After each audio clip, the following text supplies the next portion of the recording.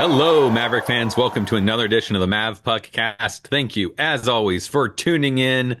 Jon is here. We watched two pretty good games happen up in Fargo, North Dakota, or Grand Forks, North Dakota, or someplace in North Dakota. I don't really know. They're all the same to me. Jon, how are you doing here? How's Yeah, the some time change treating you so we can start that argument all over again? yeah, I woke up this morning and I didn't look at any of my digital devices immediately. I go into the kitchen, have a bowl of cereal as I normally do every morning. The clock on the microwave, the clock on the stove, the hanging wall clock all had the same morning time as it did yesterday. And then I put my watch on. And about 15 minutes later, I looked down and I'm like, wow, have I been up that long already? And it turned out we had to set our clocks an hour ahead, spring forward. I got to be honest with you. I would just like them to leave the time the same all year round. I don't care which one they do. Throws me off completely, especially since I'm kind of a night owl anyway. That's when I get a lot of stuff done. I like to be up late at night because it's quiet. There isn't a lot of distractions going on. So, yeah, I've been thrown off all day long. So here we are, the day after our final regular season series up at Grand Forks, North Dakota, playing the North Dakota Fighting Hawks. The only time we played them in the regular season, which is unusual. Since the NCHC started, we played two series with them every season because they were their travel partner, but with Arizona State joining the conference, that has changed. And in a couple of seasons, when St. Thomas joins the conference, it will change further because Arizona State's going to be our travel partner, which I am very thankful for. But we've got an interesting series, as Jason said, to talk about. But before we do that, we'd like to thank our founding members for their support this season. As I'm talking, you are seeing a scroll of the names of those who have donated to support the Mavpuckcast and Mavpuck.com this season. Last week, we got a new member, Zainab Al-Safwani, a Mav Maniac, really nice young lady. We've gotten to know her over the last couple of seasons. She donated $18, and her name is the newest name on the scroll. And the names that you're seeing will also appear at the end of each episode of the Mavpuckcast. And if you'd like to support our efforts here at the Mavpuckcast and at Mavpuck.com, be sure to visit Mavpuck.com/donate. Got to talk about North Dakota. A lot was riding on this series, Jason. We needed a win in any way, shape, or form, a regulation win, an overtime win to secure home ice. And like a student in school who procrastinates until the last minute to finish that term paper and turn it into their teacher, UNO waited till the 11th hour to get the necessary points to secure home ice. I will tell you this, just before we get started here, because we didn't go to the series, normally we would not have clips to show you, but we've got a few clips from Scott Blackwell, who is a founding member. He was one of the first founding members. He and his daughter, McKenna, went up to Grand Forks for the series against the Fighting Hawks. Looks like they had a great time, and he sent me some clips for the B-roll that you're going to be seeing as Jason and I discuss this series. So thank you, Scott. It's a lot more interesting when we have a few clips to show to give some of those atmospheric moments. First period Friday night, Jason. I thought UNO played well early on. North Dakota seemed out of sync early on in that first period, but in the latter stages of the first period, Nodak got things going. And 14:08 into the first, North Dakota's Carter Wilkie put the Fighting Hawks up 1-0. He was parked in front of the crease for that goal. Wilkie, some fans might remember, he played for RIT, Rochester Institute of Technology, last season, and we actually got to see him play up in that Sioux Falls regional that UNO appeared in the NCAA tournament last season. So it was 1-0, North Dakota after one, Jason. Yeah, like you, I thought Omaha played pretty well. I would say that, the overpassing was kind of the problem. It seemed like, and I know they said afterwards that there was a commitment to, being better at moving the puck, and so they may have taken it a little bit too much to heart. But they definitely had some jump. I think the injection of both Tanner Lucky and Harrison Israel's coming back and being in the lineup, you really felt like this is the first time this season where we've seen Omaha be the type of team that we previewed and expected them to be, because Tanner's been out injured for so long, and so really curious as to kind of how they were going to play and stuff. And it was just an opportunistic goal there in the first, but you really didn't feel like UNO was out of it by any stretch of the mean. Oh, absolutely. And it was great to have Tanner and Harrison back. As you know, Bridget attends the weekly press conferences. She or one of the other attendees always asks about injuries, and they're always very coy about who's going to be in or out. So we didn't know. We were hoping to get at least Harrison Israel's back. Tanner had been out since October 25th when he kind of sustained or re-aggravated an injury in that Mankato series. I wasn't sure we were going to see him back for UNO this season, to be perfectly honest with you, because it had been so long. Had to have surgery, but great to see him back, and he played really well this weekend. So again, down 1-0, not a big deficit going into the second, but that first goal getting scored has been critical in this series between North Dakota and UNO over the years. So Friday second period, not a lot of scoring early in that period, but late in the second, 18-12 into the second period, freshman Sasha Boisvert puts North Dakota up 2-0. We talked about Boisvert on last week's episode of the Mavpuckcast, a really talented freshman out of Quebec.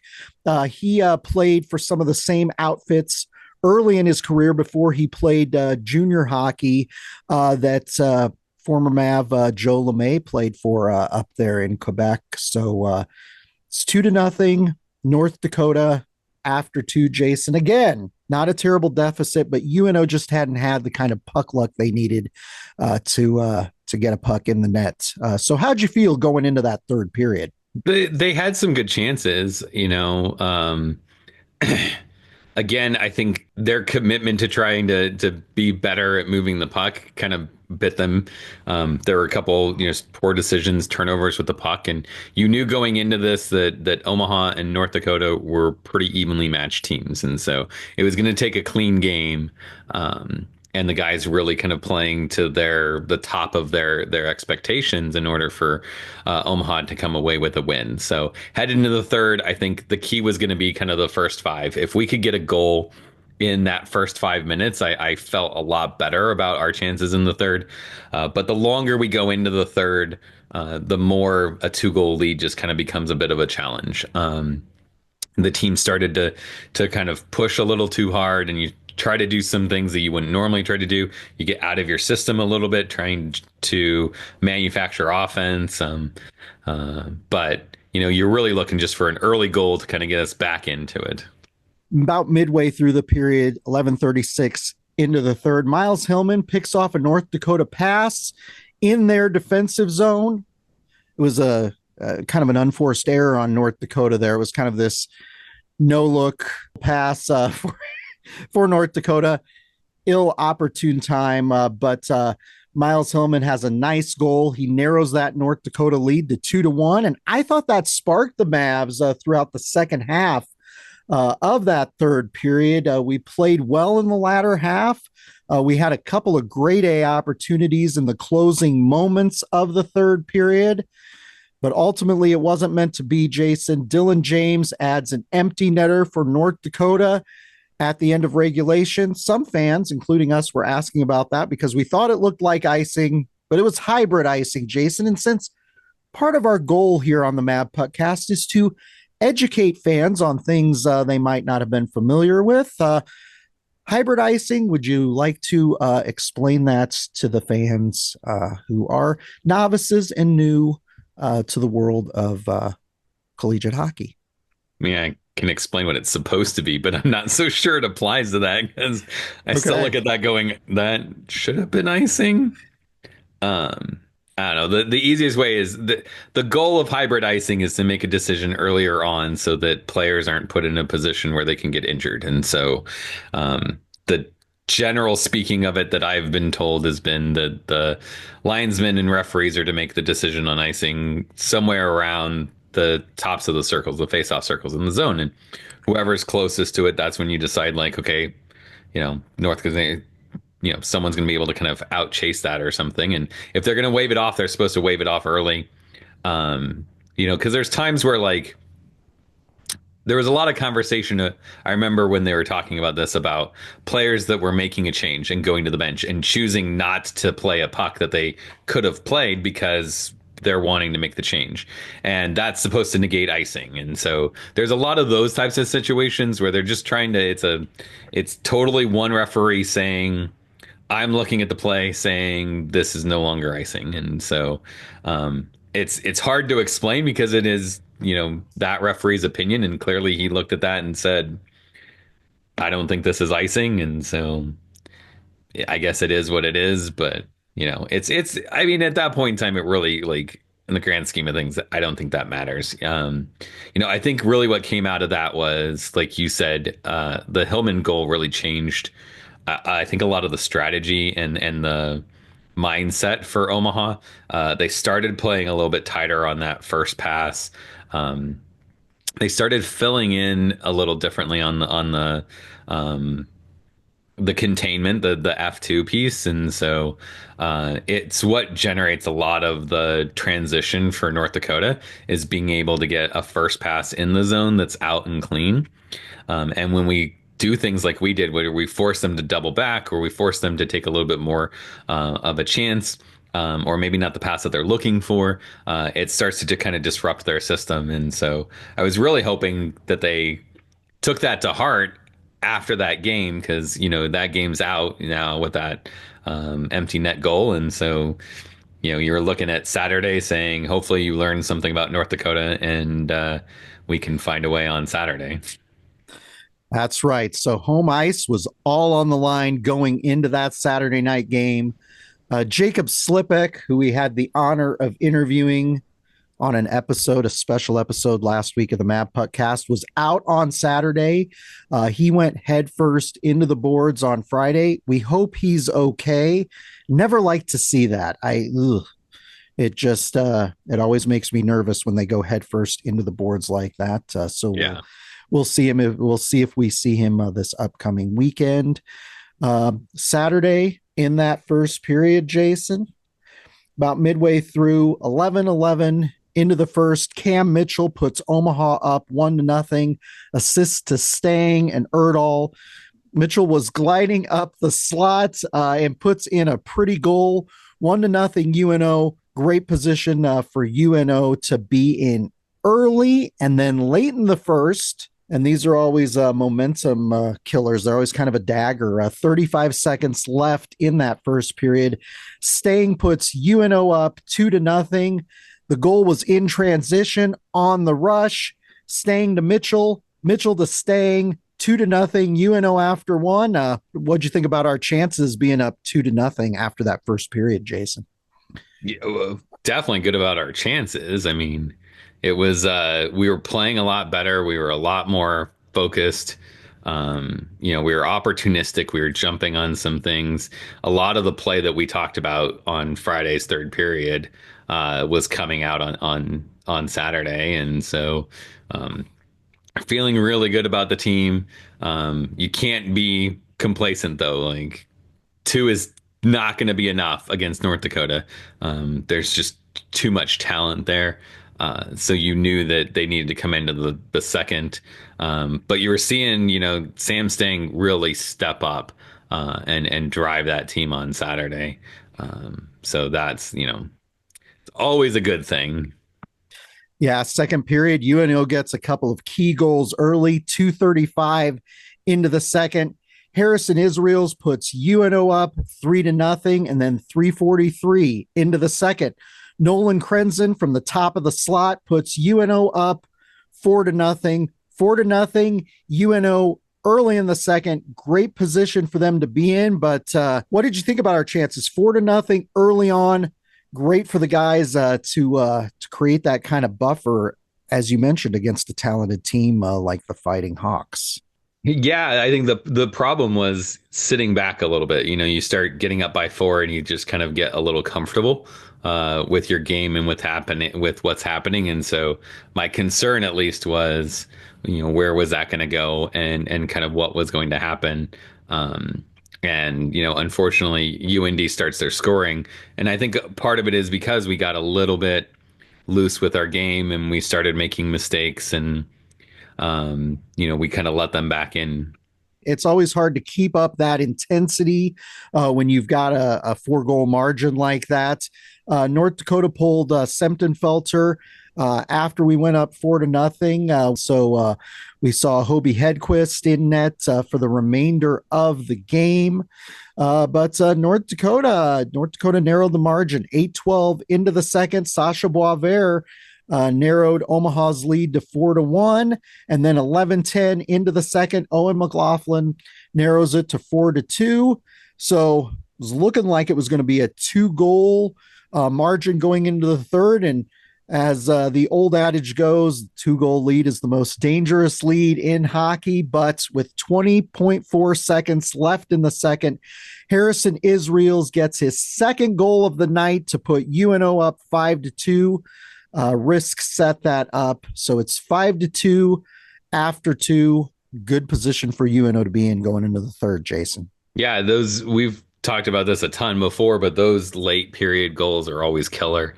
I think that North Dakota going into the third down by 2, they think they've got a chance.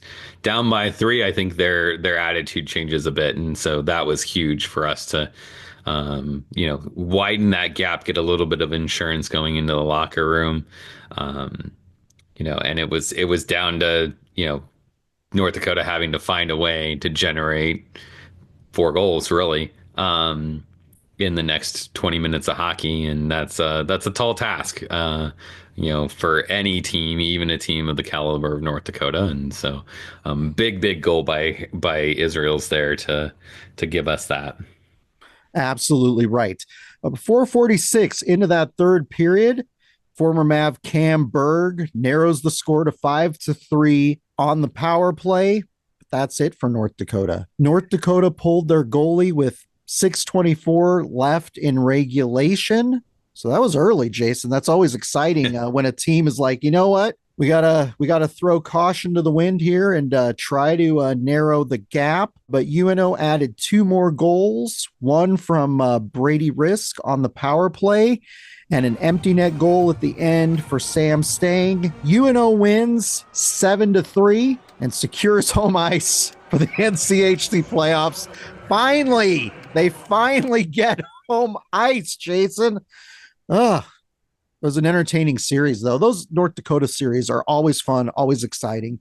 And as you pointed out, we typically are pretty evenly matched with that team. We play a fairly similar style.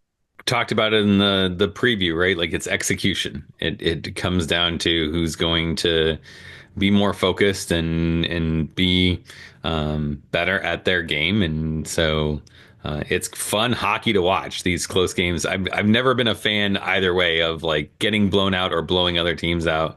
It starts to get a little generic and boring and stuff. So this was an exciting one. It was, kind of Omaha in the beginning, and then swings North Dakota's way, and then we shut the door on them. And so whenever you see an empty net goal, you kind of always just take a sigh, like, that's it. Now I think we're good now.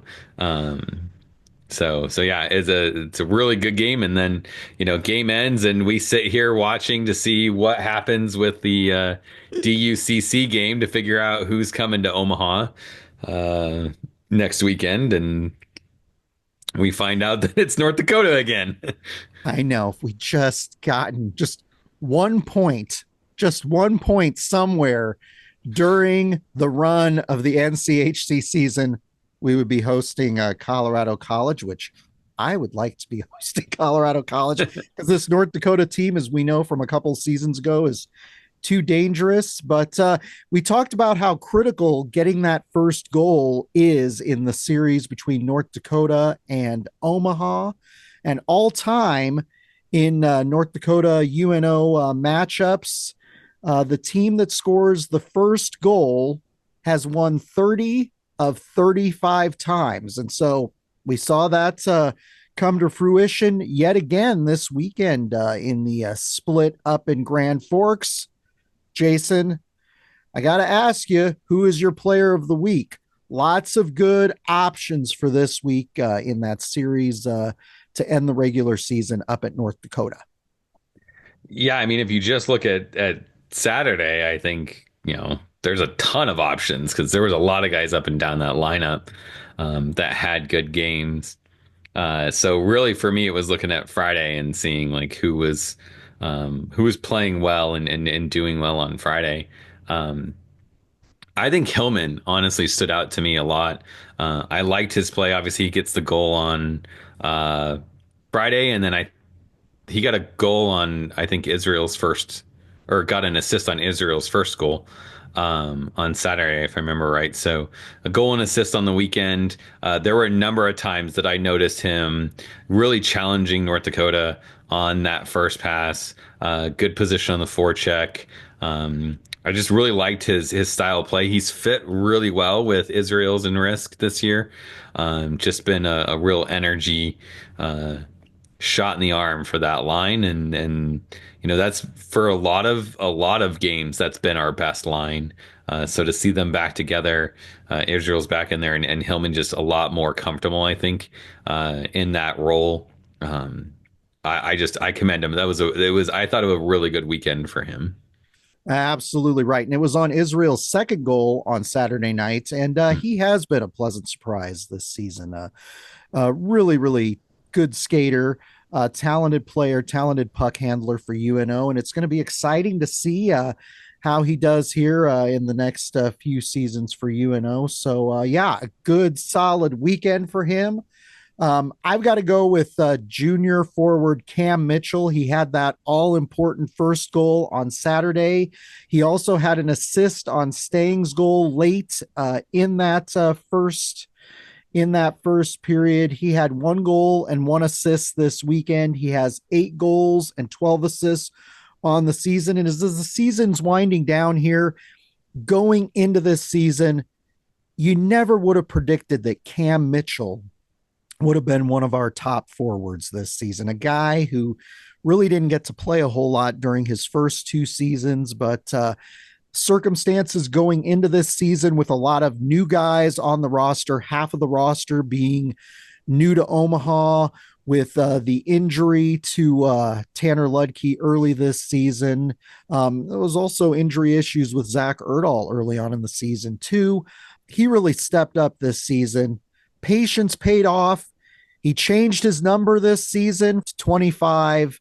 And I thought he had a great weekend up at North Dakota. And I think he's had a great campaign this entire season. And this is where Jason's going to point out that we are leaving out the obvious player yet again this weekend in Sam Stang.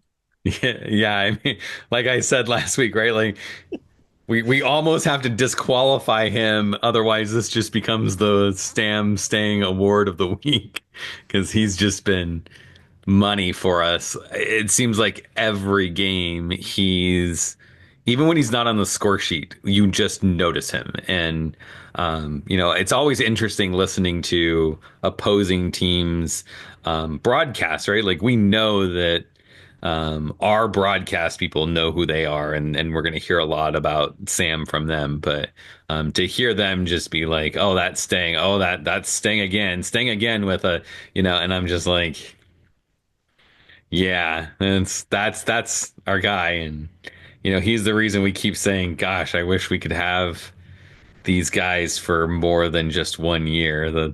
He is the part of the portal that just makes you kind of cry. Absolutely right. Very, very reliable forward for UNO this season. He had 2 goals and 2 assists this weekend. Draft pick of the Detroit Red Wings. He has 15 goals and 17 assists for UNO this season. So it has been a career season for him in the collegiate ranks. So been great to have him. And as you mentioned, it's tough that we only get him for one season. But Jason, we've got to talk about the final NCHC standings. We really don't have to talk a lot about it. I'm just so happy that we don't have to talk about all of the convoluted playoff scenarios anymore, right? So nice. I mean, we're past that part, but now we get into the conspiracy of what happens with the pairwise, right? Yeah, what happened? Yeah, let's not get into this. I'll pull up the pairwise here, but let's not get into the pairwise. But as we talked about, one of the things that I want to point out here, Jason, is that there are a lot of people, because there are 9 teams in the conference this season with the addition of Arizona State. There are a number of people who still think that there's going to be that 8-9 play-in game to play the number 1 seed. And at the coaches meetings last spring down in Naples, Florida, the coaches in the NCHC voted to not have that play-in game. So it was just the top 8 finishers in conference play. You don't have Miami in that 1-8 matchup as we've seen in recent seasons with them. So to me, it's a little bit more of an interesting matchup. You've got Western Michigan, the number 1 seed, who we mentioned on last week's episode, had already wrapped up winning the regular season championship, getting the Penrose Cup. They're playing St. Cloud State in the first round. Arizona State, the newbie in the NCHC this season, is the number 2 seed. They will be playing Minnesota Duluth. Minnesota kind of came on in the second half of the season, a very young team, but played well down the stretch. Third seed is Denver, and that's because Denver won in regulation out at Colorado College. If that game had gone to overtime, which we were all cheering for after UNO's game on Saturday nights, they would have been the number 4 seed and we would have been number 3, but ultimately they won in regulation. So they will be playing Colorado College again next weekend. They finish every season with Colorado College. Part of their playing for the Gold Pan every season, the in-state rivals there. And then the 4-5 matchup, the probably typically the most exciting matchup of the NCHC playoffs. We were part of it last season. Very exciting series we had out at Colorado College last season as the 4-5 matchup. North Dakota is coming to Omaha for that 4-5 matchup. I mean, it's not the first time that we've finished the regular season against them to turn around and start the playoffs against them. So absolutely right. So this is a tough matchup. I know that fans still kind of have a bad taste in their mouth from the playoff series against North Dakota back in the 2022-23 season. Omaha that season was the number 3 seed. North Dakota was the number 6 seed. We finished the season up at North Dakota that year. North Dakota comes to Omaha and they beat us in a best of 3 series. What are your thoughts going into just in general, in the NCHC playoffs in this quarterfinal weekend coming up? I think there were some surprises. I think, there were some not surprises. Miami at 9. I mean, there was really nothing about that season that surprised me for them. I think we all kind of predicted that. I don't think that St. Cloud had nearly as good of a season as a lot of people expected them to have. Um, and I think the big thing was Denver kind of struggling a little bit through there. That was a bit surprising. I think Arizona State did way better in the conference than people thought that they certainly more than I thought they would. I thought they'd struggle coming into a conference. The strength of the NCHC when you're having to play those caliber teams week in, week out. So those are kind of the things that stuck out to me and surprised me. I'm curious, are we gonna talk about predictions for each series or? I was not planning on it. Jason's going to be disappointed. Looking at the standings, I will ask you this, though. Is there one of those series coming up this upcoming weekend that you think could be an upset special? Anything that you could see happening that would be off script, that wouldn't be one of those top 4 seeds winning next weekend? Besides talking about us, because we'll talk about that here in a little bit, but if you're looking for an upset watch, I would watch the Duluth Arizona State.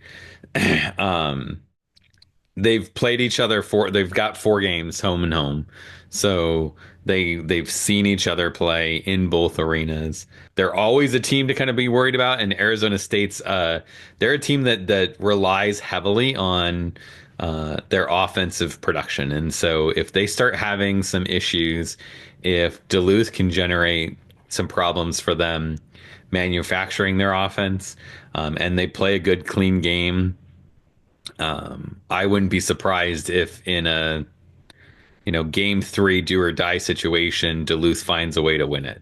like you said, this is the one matchup that I looked at thinking this could be a potential upset. Duluth is one of those teams that I never underestimate those Minnesota schools. They tend to get a lot of good local homegrown talent. That would be my upset special. And Jason is just disappointed. He's like, John's not letting me pick the entire series. And it's because we did 2 episodes last week and it was exhausting trying to get those 2 done.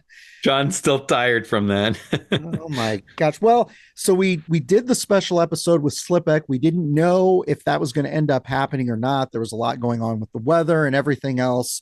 So it did happen, but we had gone ahead and recorded a regular episode. And so Thursday, before the North Dakota series up there in Grand Forks, it was like from 9 in the morning until 9 o'clock at night. I edited that thing all day. I put clips from the Arizona State series in there, everything else. It's a great episode. If you haven't watched it, go back and watch it. I'm at the point where it was like every 3 days we're doing an episode of this podcast. Jason. But Jason, we got to talk about North Dakota again this week, coming in for the first round of the NCHC playoffs on March 14th, 15th, 16th, if necessary.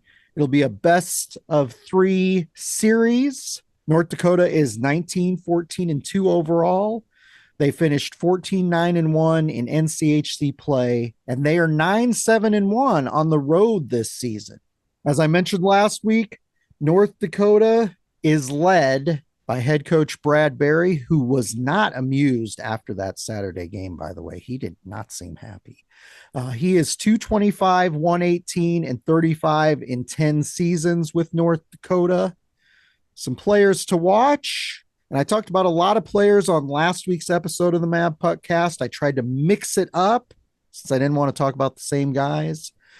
So this last weekend, UNO playing up in Grand Forks. One of the players that was talked about a lot that had a good weekend for North Dakota, senior forward Carter Wilkie, 8 goals, 9 assists this season. He had 1 goal and 1 assist against Omaha. And as I mentioned earlier in the episode, he played for RIT last year, and fans who attended the Sioux Falls Regional last season got to see him play. Talented forward. Kind of sucks for RIT that he transferred to North Dakota. The team's goal leader this season is freshman Sasha Boisvert, 16 goals and 12 assists. He had 2 goals and 1 assist against Omaha this weekend. Talented forward out of Quebec. Junior forward Owen McLaughlin had 1 goal and 1 assist against Omaha. He has 5 goals and 22 assists this season. And in net, it's going to be interesting to see. TJ Semptenfelter had a good game on Friday night, but he was ultimately yanked in the Saturday night game when UNO went up 4-0. He has a 2.71 goals against average and a .905 save percentage. And Hobie Hedquist, who we saw in the latter half of the Saturday game up at North Dakota, has a 2.8 goals against average and a .894 save percentage. We talked about North Dakota last week. We just watched North Dakota play. North Dakota's coming to Omaha. It's just like that just like that 2022-23 season. In that season, North Dakota came to Omaha, the number 6 seed. We won on Friday nights. We were all getting very excited, thinking we were going to get to go up to St. Paul. Didn't happen. North Dakota came back, won the Saturday and the Sunday night games at Baxter Arena. And that's the potential scenario we're facing again this upcoming weekend for the first round of the NCHC playoffs in this 4-5 matchup. Jason, what are your thoughts on this playoff series against North Dakota? Rinse and repeat what I said last week, right? We've got to play a clean game. We need to play our game, put pressure on the goaltenders. We need to have smart transition, be opportunistic. It's got to be a clean game. We just cannot give that team too many opportunities. They will manufacture their own. We don't have to help them with that. But it's going to be tough, you know. We got to be productive on the power play. Last weekend, one of the top most penalized teams in the country in North Dakota, and there wasn't a single call on Friday, and even on Saturday there was quite a bit that I would argue usually should have been called, but it kind of felt like they were reffing a game the way that they would in a playoff series, and so we have to expect that.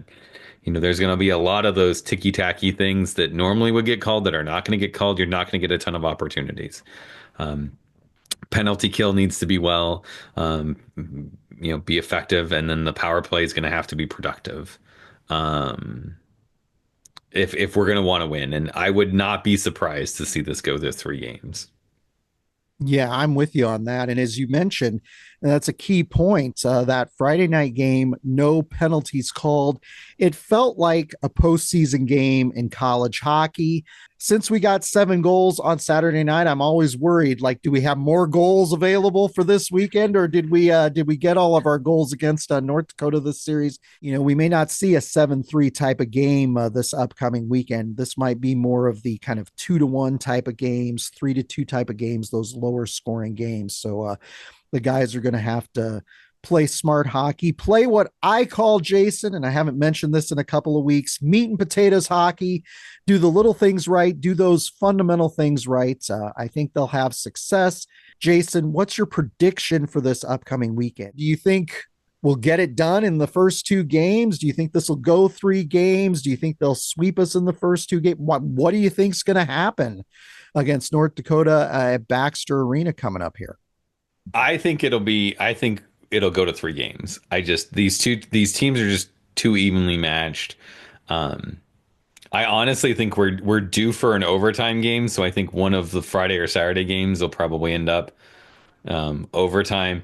If it's the Sunday game that ends up in overtime, that worries me. And not because like Omaha can't do it. It's not 3-on-3 overtime. You're just playing regular hockey until someone decides they want to win this game. And just fluky weird things happen in overtime. And so my guess is that UNO finds a way to win a game in regulation. I think North Dakota wins in an overtime. And then just because I want it to happen and I can't cheer for North Dakota, I'm going to say that Omaha wins in 3. But it's not. I don't want fans to get this like mindset like, this is going to be anything easy. This is not going to be an easy series. It's a tough road into St. Paul to have to go through North Dakota, and so I am not confident in my prediction. Let's just say, how about that?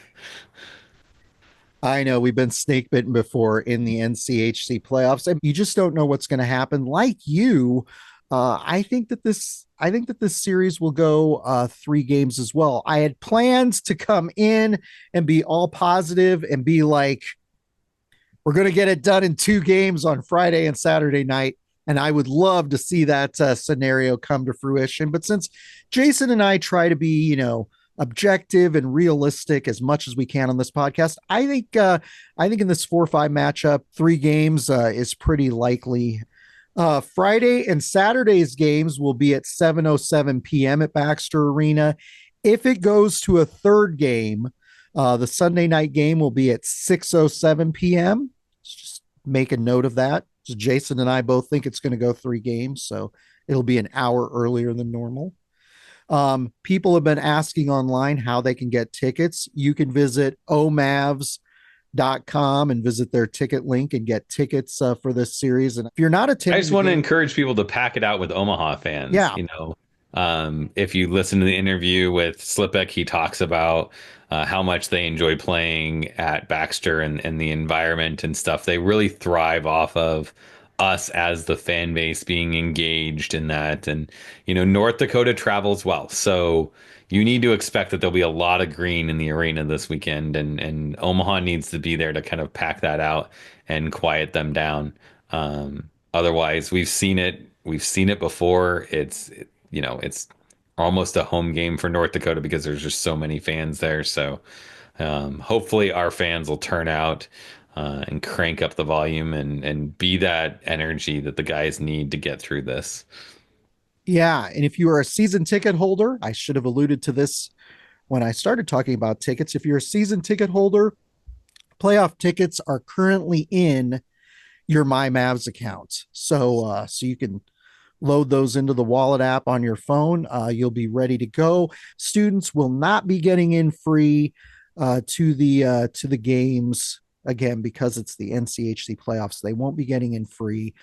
So stay tuned online to our social media. We'll give you students information on how to get tickets and how much those tickets for the weekend are going to be for students because we want a good lively student section this upcoming weekend. That's really important to help the atmosphere at games. Yeah, we need those students to unleash the fury for sure. We definitely do. I tell you, there have been some games over the years at Baxter where it's been an anemic student section and it just isn't the same. So we need them to come out, support the team, cheer, get loud, and help make a great atmosphere for the boys this upcoming weekend. You can listen to the games on 1290 Coil or online anywhere on the Varsity Network app. Mike Valancourt and Terry Leahy will, of course, have the call, and all the games will be streamed on NCHC TV.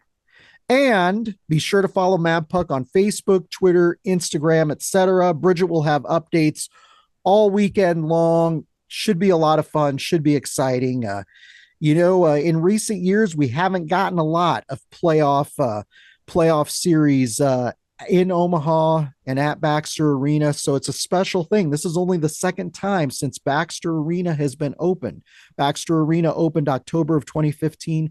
This is only the second time that we've had a home conference playoff series. So it's a special time. It's a lot of fun, and we hope you'll follow along and get out there and support the boys. But until next time, Jason, go Mavs. Go Mavs.